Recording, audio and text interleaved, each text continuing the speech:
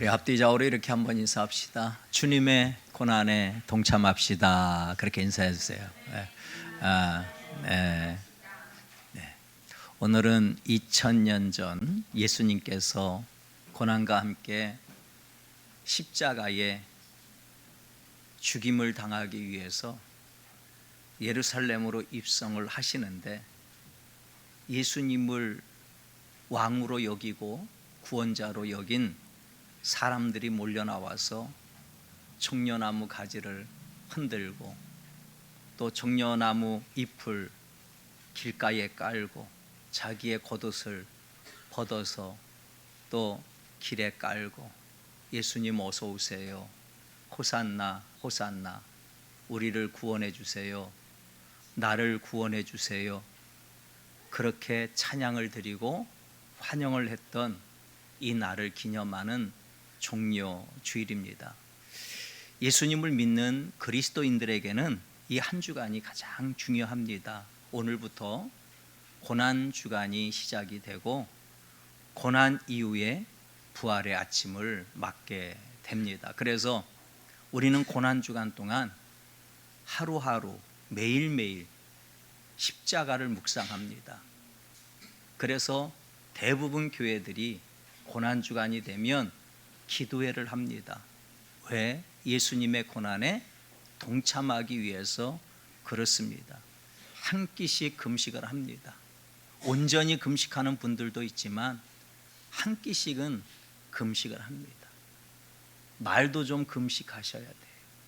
함부로 말하지 말고, 부정적인 말하지 말고, 믿음의 말만 하고, 할 말만 하고, 언어도 조금 줄이고, 그리고 또 하나님 앞에 예물을 드리면서 우리 삶에 십자가를 새기는 시간, 주님의 십자가를 내 마음에 새기고, 내 삶 속에, 내 가정에 새기고, 그리고 예수님과 동행하는 그러한 시간으로 우리가 한 주간을 살아가는 겁니다.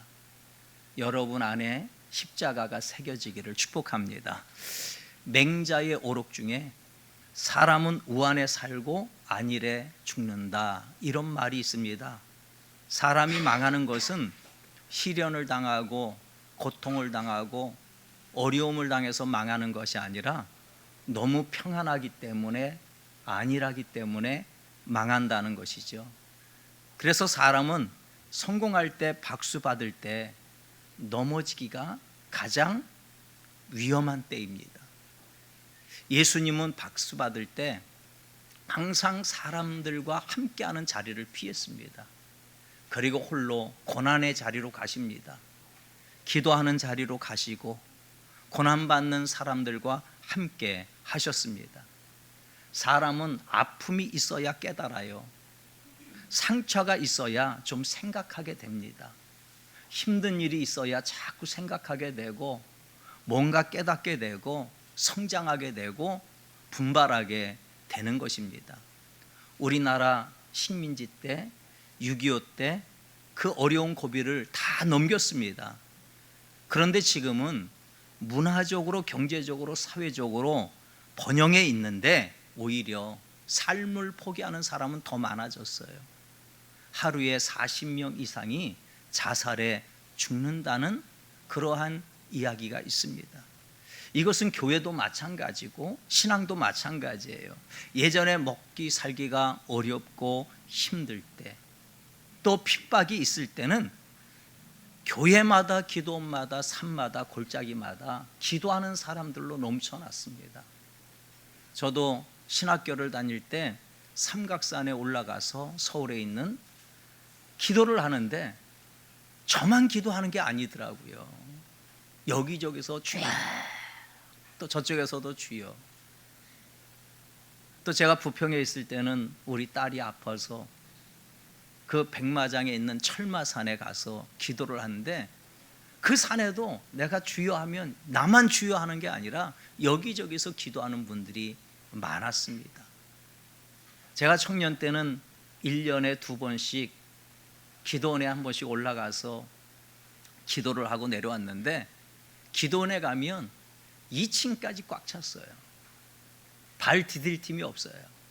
그렇게 그렇게 은혜를 사모하고 기도하는 분들이 많았습니다. 그런데 지금은 산에도 기도하는 사람이 없어요. 기도원도 텅텅 비었습니다. 교회도 점점 텅텅 비어갑니다. 기도에 사람이 없어요. 기도하지 않습니다. 너무나 편안하고 너무나 안일해지다 보니까 하나님 앞에 기도하는 것도 쉬는 것이죠. 영적으로 죽어가고 있는 겁니다. 이스라엘 백성들은 6월절이 되면 자기가 사는 집 밖으로 나와서 텐트를 치고 삽니다. 그리고 한 주간 동안 스스로 고난의 시간을 갖는 것이죠. 자신의 평안함, 자신의 안일함, 자기가 편안하게 쉬고 먹고 마시는 것을 포기하고 오직 하나님만 바라보는 거예요. 아버지도 어머니도 자식까지 다 데리고 나와서 그때 진짜 우리 가정의 모습이 보여요. 자신의 모습이 보입니다. 그래서 오직 하나님만 바라보게 되는 거예요. 내일부터 시작되는 고난주간 십자가 기도회는 우리의 편안한 것을 포기하는 시간입니다. 집에서 편안하게 TV 보고 밥 먹고 마시고 웃고 떠드는 것을 포기하는 거예요. 나의 힘을 포기하고 이것을 하나님 앞에 드리는 거예요. 하나님만 바라보는 거예요. 매일 먹는 음식을 포기하고 금식도 하면서 우리의 언어도 매일 할 수 있는 언어 다 포기하고 조금 줄여가면서 예수님과 함께 고난에 동참하는 시간, 그래야 예수님을 만날 수 있고요, 예수님이 보이고요, 예수님의 십자가가 내 삶에, 내 가정에, 내 인생에 새겨지는 은혜가 임하게 되는 것입니다. 우리는 예배 드릴 때마다 사도신경을 가지고 신앙 고백을 합니다. 사도신경은 신구약 성경의 핵심 요약입니다. 그리고 기독교 복음의 핵심이 다 들어가 있습니다. 그래서 사도신경을 세 가지로 딱 요약을 할 수 있는데, 하나는 성부 하나님과 창조하심, 하나님이 천지를 창조하셨다. 성부 하나님과 창조하심. 또 하나는 성자 하나님과 구원하심. 성자 하나님이신 예수님께서 우리를 구원하셨다. 그리고 성령 하나님과 인도하심. 성령 하나님이 우리의 삶을 인도하신다. 그런데 그 중에 70%가 성자 하나님, 예수 그리스도에 대한 이야기가 나옵니다.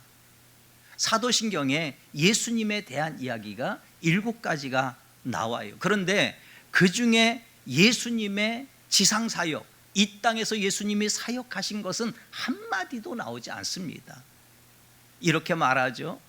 그는 성령으로 잉태되어 동정녀 마리아에게서 나시고, 그리고 그 다음에 바로 이어서 본디오 빌라도에게 고난을 받아 십자가에 못 박혀 죽으시고, 지상사역이 안 나와요.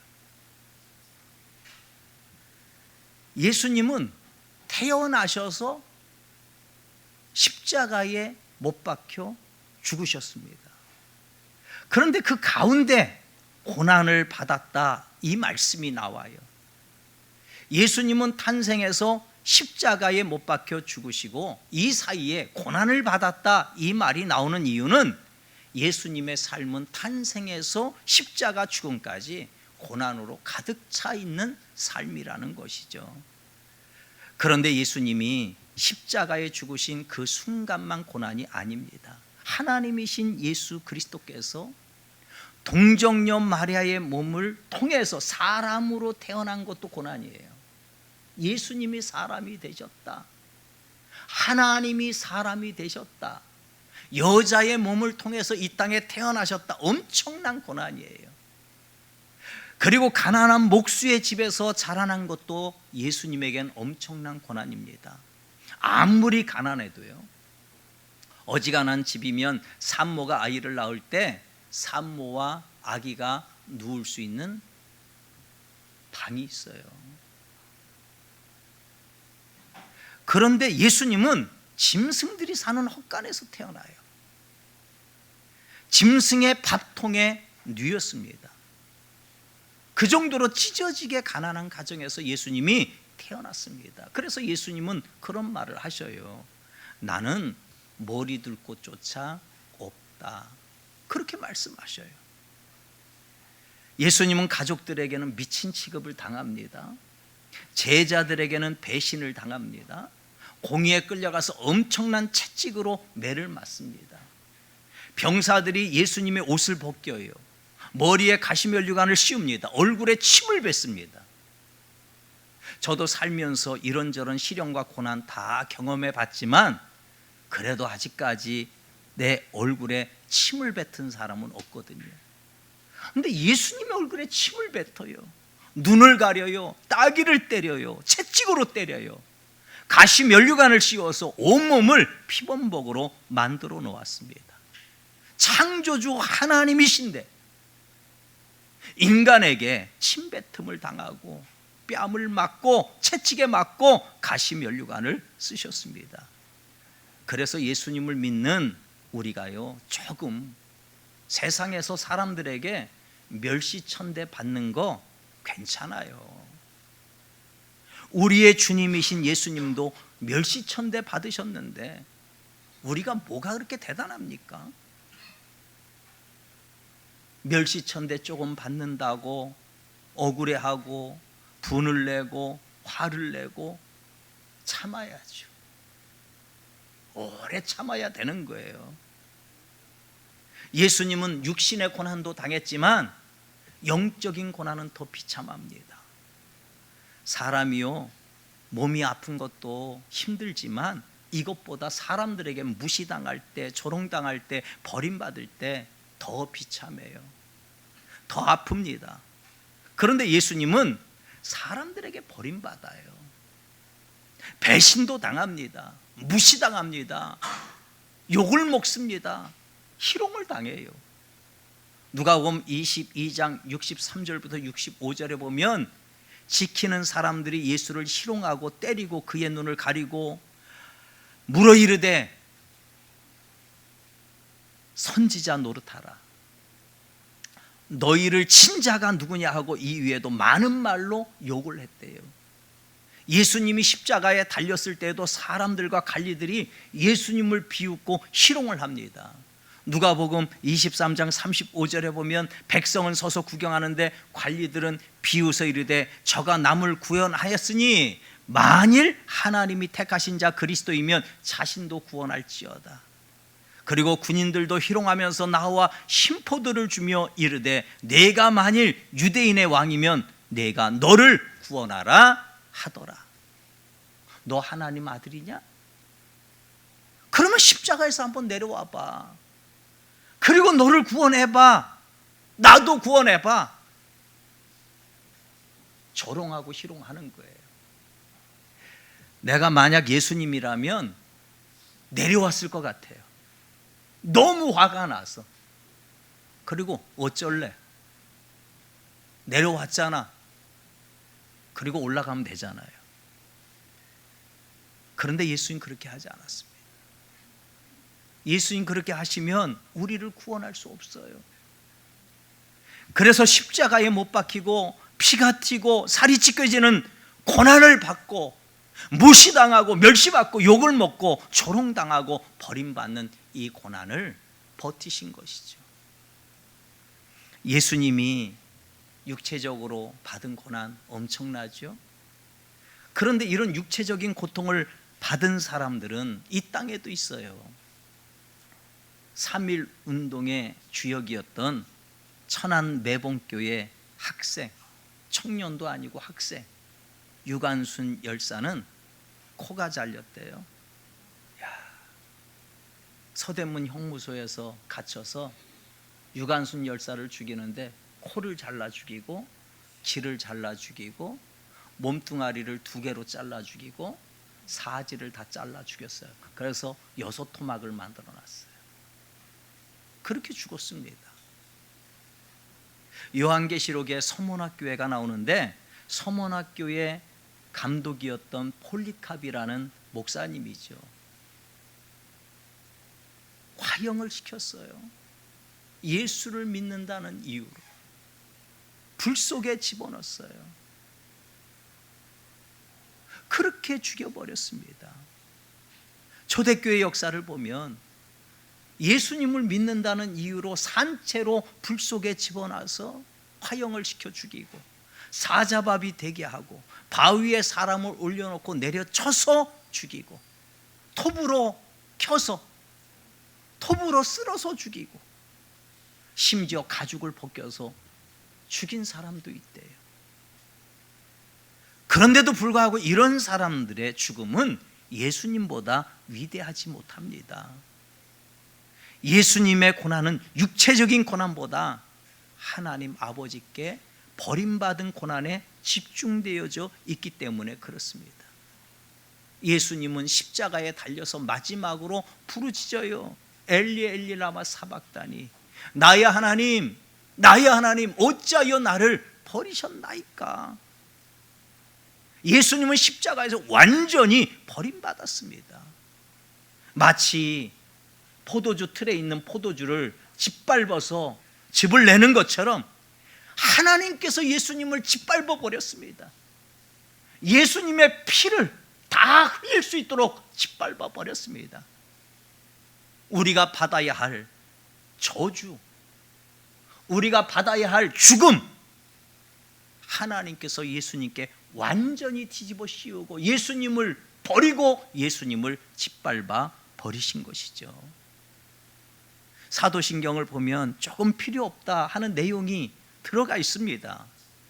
예수님은 출생부터 십자가까지 고난입니다.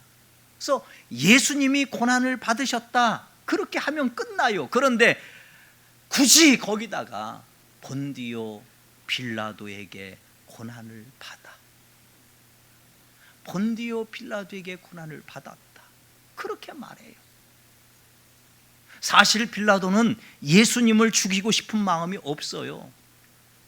그래서 빌라도는 예수님을 어떻게 하면 살려줄 수 있지, 어떻게 하면 놓아줄 수 있지, 그런 생각까지 했어요. 그런데 군중들이 예수를 십자가에 못 박아라, 예수 십자가에 못 박아라 막 소리치는 바람에 밀란이 두려워서 예수님을 내어주게 된 것이죠.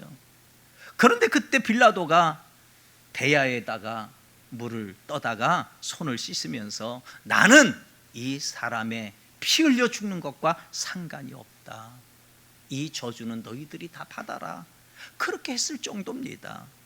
마태복음 27장 24절에 보면 빌라도가 아무 성과도 없이 도리어 밀란이 나려는 것을 보고 물을 가져다가 무리 앞에서 손을 씻으며 이르되 이 사람의 피에 대하여 나는 무죄하니 너희가 당하라. 그런데 기독교는 2000년 동안 한 번도 빼놓지 않고 신앙 고백할 때마다 예수님은 본디오 빌라도에게 고난을 받았다 그렇게 말합니다. 오히려 바리새인들에게 고난을 받았다, 유대인들에게 고난을 받았다, 악한 사람들에게 고난을 받았다 이렇게 써야 되는데 본디오 빌라도에게 고난을 받았다. 이 본디오 빌라도, 이 사람은 한 사람을 지칭하는 것이 아닙니다. 한 사건을 이야기하는 것이 아니에요. 예수님을 대적하는 모든 사람을 말하는 거예요.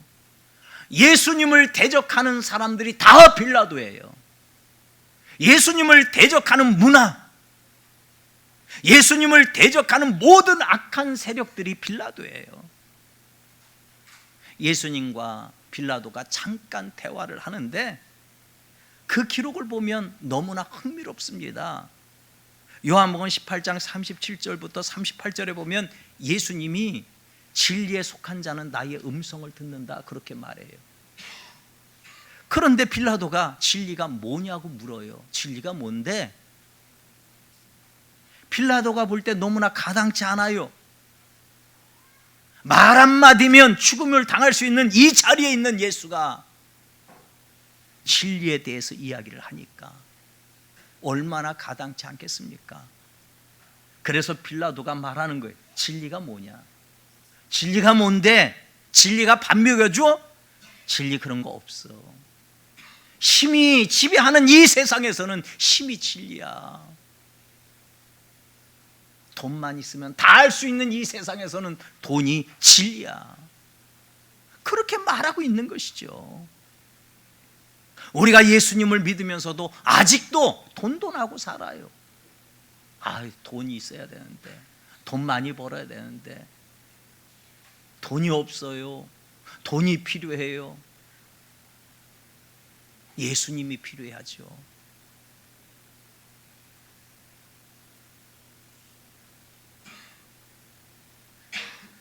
자꾸 세상의 권력을 의지하려고 그래요.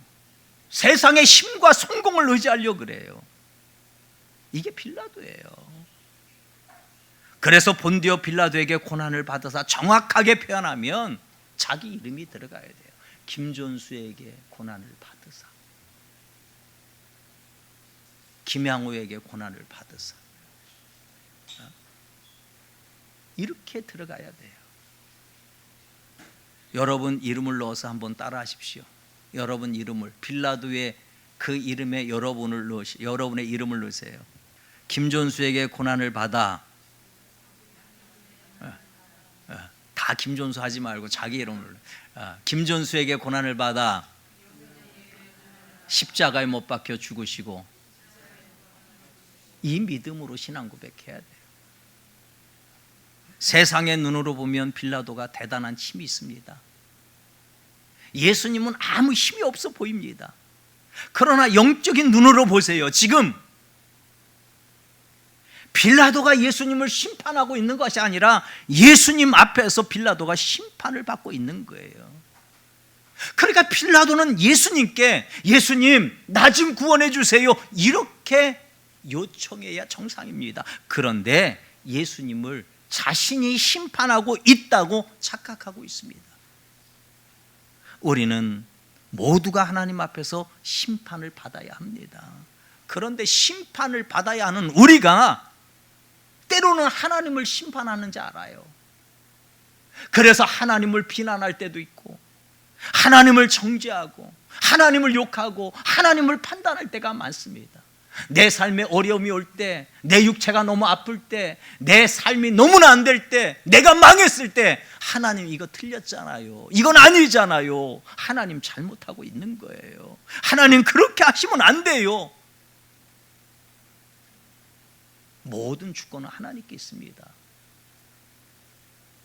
나를 살리시는 분도 하나님이고 죽이시는 분도 하나님이셔요. 할렐루야. 내 삶을 잘 되게 하시는 분도 하나님이고 안 되게 하시는 분도 하나님이십니다. 하나님의 주권을 인정해야 돼요. 예수님 왜 그렇게 고난을 받아야 됐고, 예수님 왜 그렇게 십자가를 져야 했습니까? 예수님은 십자가 지시기 전에 겟셋마네 동산에 올라가서 기도하시는데 땀방울이 핏방울이 되기까지 기도하십니다.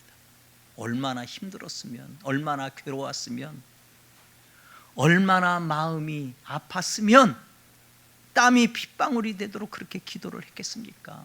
예수님 마음에 갈등이 있었던 거예요. 아버지, 할 수만 있으면 이 잔을, 이 죽음의 잔을 내게서 옮겨 주옵소서. 예수님 마음에 십자가를 피하고 싶은 마음이 있었습니다. 그런데 하나님의 뜻은 십자가를 치라는 거예요. 그래서 예수님은 하나님의 뜻을 따라야 할지, 아니면 내 뜻을 따라야 될지, 내 마음을 따라가야 될지 갈등하면서 땀이 핏방울이 되기까지 하나님 앞에 기도합니다. 멜 깁슨이라는 크리스찬 배우가 자신의 사비를 들여서 더 패션 오브 크라이스트, 예수님의 순환이라는 영화를 만들었죠. 그 영화를 보세요. 예수님이 십자가를 지는 모습을 생생하게 담아놨습니다. 예수님을 십자가에 그 병사가 못을 박는데 이만한 커다란 대못을 가지고 못을 박아요. 대못이라기보다는 돌을 깨는 정과 같아요. 이 못을 박는데 예수님의 손에 들어갈 때, 예수님의 발에 그 못이 들어갈 때 살이 찢겨지고 떨어지고 뼈가 으스러지는 소리가 들릴 정도예요. 머리에 가시면류관 씌우고 온몸은 새빨간 피에 물들어 있습니다. 십자가가요, 그렇게 잔인해요. 고통스러워요. 처절하고 치욕스러운 죽음이에요. 십자가는 살이 찢겨져 나가고 몸 안에 있던 피와 물이 다 흘러 쏟아지는 고통이고 고난이고 순환이죠. 병사가 예수님 옆구리에 마지막으로 창을 찌를 때 예수님 몸속에 있는 모든 피들이 다 쏟아져 버립니다. 어떻게 한 인간에게 이렇게 처절하게 폭력을 가하고 멸시하고 고통을 부과할 수 있는 것이냐? 예수님께서 그렇게까지 저주받아야 하고 그렇게 맞아야 할 죽을 죄를 지었는가? 어떻게 사람들을 이렇게 야만적이고 비열하고 폭력적인지. 병정들이 예수님을 조롱하고 때리는데 그 채찍의 끝에는 납덩어리가 있어요. 그래서 예수님을 때리면 살덩어리가 찢어져 나가요. 그런데 병정들의 모습을 보면 예수님을 그렇게 때리면서도 미소를 짓고 즐기고 있습니다. 지금 세계는 전쟁과 테러로 수많은 사람들이 죽어가고 있습니다. 그런 전쟁과 테러들을 보면 인간이 얼마나 잔혹한지, 인간들이 얼마나 야만한지 그대로 보여주고 있잖아요. 우리 사회에서도 가난하고 어려운 사람들을 무시하고 착취하고 갈취하고 갑질하고 힘없는 사람들에게 폭력을 행하는 사람들을 보면, 야, 정말 이 사람들 미친 거 아니야? 세상 미쳐 돌아가는 거 아니야? 그런 생각이 들 정도예요. 근데 이런 폭력의 배후에는요, 다 사탄의 세력이 있는 겁니다. 권력에 집착해서 죄 없는 예수님을 때리고 심판하고 조롱하고 이성이 마비되어서 폭력의 노예가 되어 있는 모습을 보면서 이것이 인간의 본질 아닌가? 이게 바로 인간의 진면모가 아닌가? 여러분, 권위가 아무리 정당하다 할지라도 폭력을 행하면 또 폭력을 낳습니다. 그래서 폭력보다 더 무서운 것은 비폭력입니다. 분노보다 더 무서운 것은 사랑이에요. 우리가 미워하면 미움이 와요. 우리가 분노하면 분노가 옵니다. 우리가 폭력을 행하면 폭력이 와요. 그러나 비폭력으로, 사랑으로 대하면 다 깨지게 돼 있습니다. 투쟁과 폭력을 가지고는 절대로 정의가 세워지지 않습니다. 공의가 세워지지 않습니다. 민주주의 세워지지 않습니다. 예수님은 고난을 그냥 몸으로 다 받았어요. 그런데 사람들은 아무리 이런 고난의 자리에 들어가려고 하지도 않아요. 조금만 누군가 나를 힘들게 하고 해하려 하면 맞서 싸우려고 합니다. 자신의 몸을 고난에 내어주려는 사람은 없습니다. 그런데 예수님은 그 엄청난 십자가의 고난을 다 몸으로 받았습니다. 예수님이 십자가에 못 박힐 때 양쪽에 두 명의 강도가 함께 십자가에 못 박힙니다. 이 두 강도는 파렴치한 죄인이에요. 죽어 마땅한 사람이에요. 예수님이 지신 십자가하고 강도들이 지신 십자가는 차원이 다릅니다. 예수님의 십자가는 의로운 죽음이고 강도들의 십자가는 당연히 받아야 할 죄값이에요. 예수님의 고난은 하나님이 받으시는 고난이고 강도들이 받는 고난은 저주받은 인간들이 받는 고난입니다. 강도들은 피할 수 없는 고난을 받을 때 그 강도 중에 하나가 예수님께 구원을 요청합니다. 주님, 주님의 나라에 임할 때에 나를 좀 생각해 주세요. 한쪽의 강도는 비난을 해요. 내가 하나님의 아들이니? 그러면 거기서 좀 내려와서 나 좀 살려줘라. 그런데 한쪽의 강도는 우리는 다 죄를 져서 십자가를 졌지만 이분은 죄가 없지 않니? 주님 나라에 임할 때에 나를 기억해 주세요.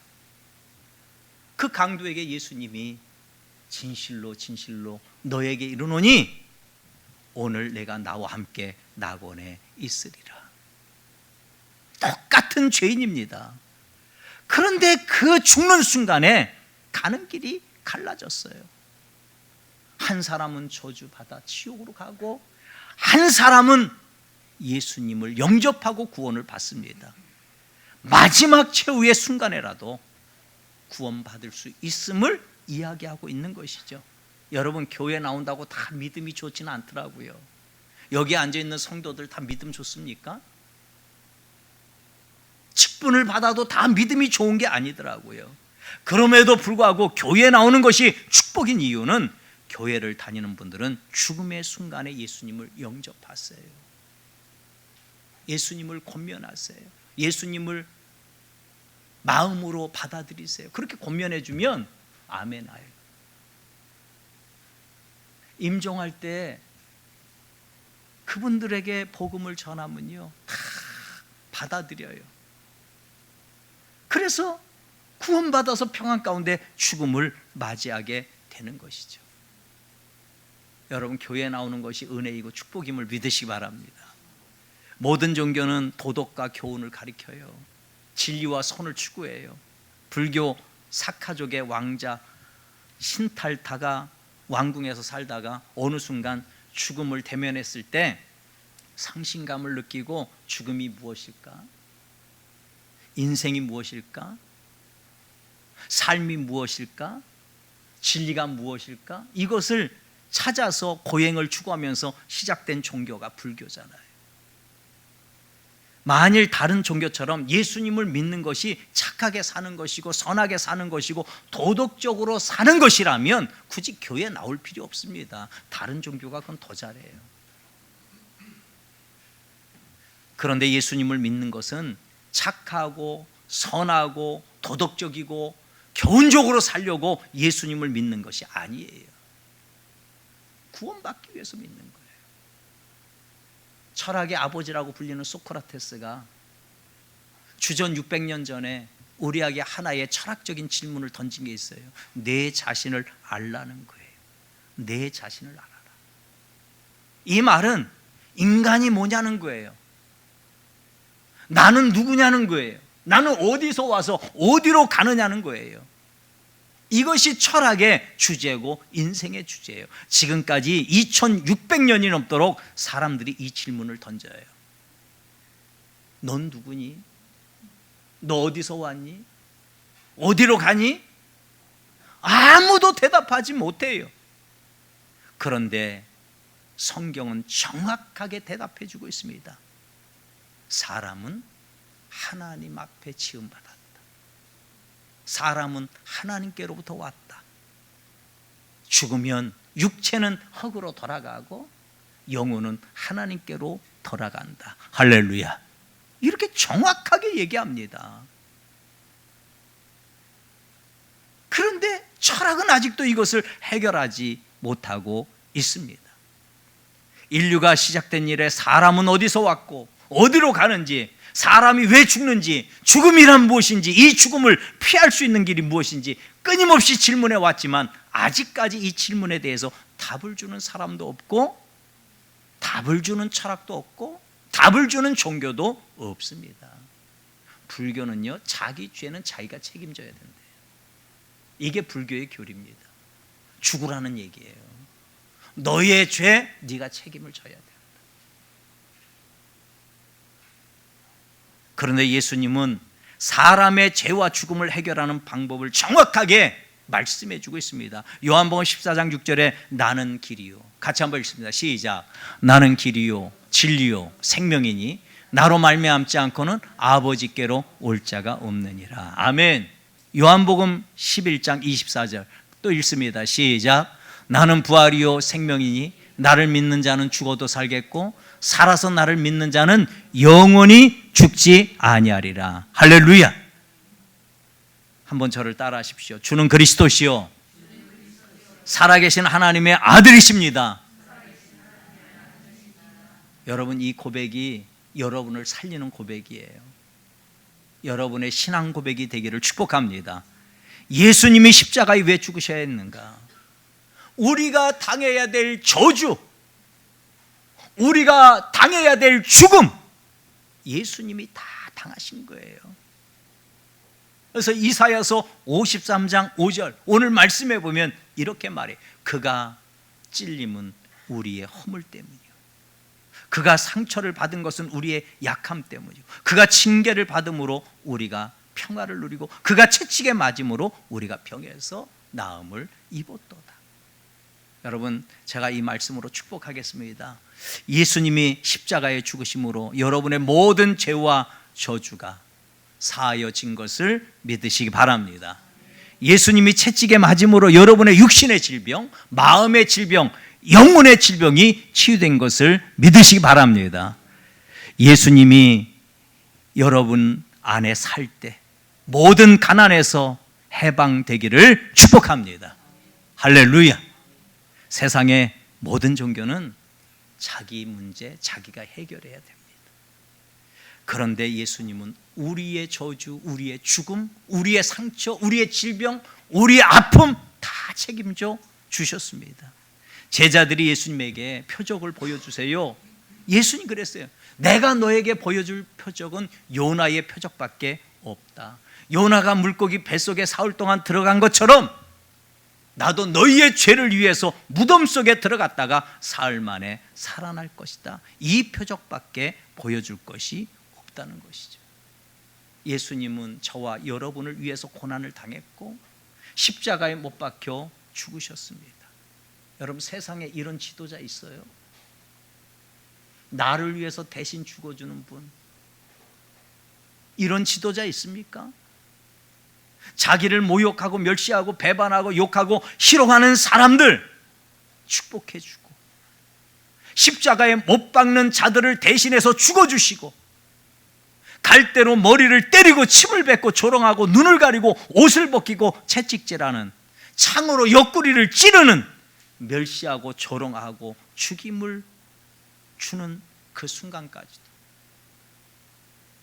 그들을 용서하고 그들의 죄를 뒤집어 쓰는 그런 지도자가 어디 있습니까? 그분이 예수 그리스도예요. 고난주간 예수님의 십자가를 여러분 삶에 새길 수 있기를 축복합니다. 예수님의 십자가만 묵상하세요. 한 주간 깨어서 기도하십시오. 예수님 십자가에서 흐르는 보혈의 피가 여러분 생각으로 들어가고 육체로 들어가고 마음으로 들어가고 삶으로 흘러 들어가서 다시 사는 역사가 있기를 축복합니다. 내 삶에 새겨진 십자가, 내 삶에 새겨진 십자가, 고난주간 예수님의 십자가 피로 우리와 우리 가정, 우리 자녀들, 우리 교회, 그리고 이 나라와 민족 위에 죽음의, 가난의 역사가 사라지고 하나님의 역사가, 하나님의 은혜가, 하나님의 능력이, 하나님의 생명이 임하게 되는 은혜가 있기를 축원합니다.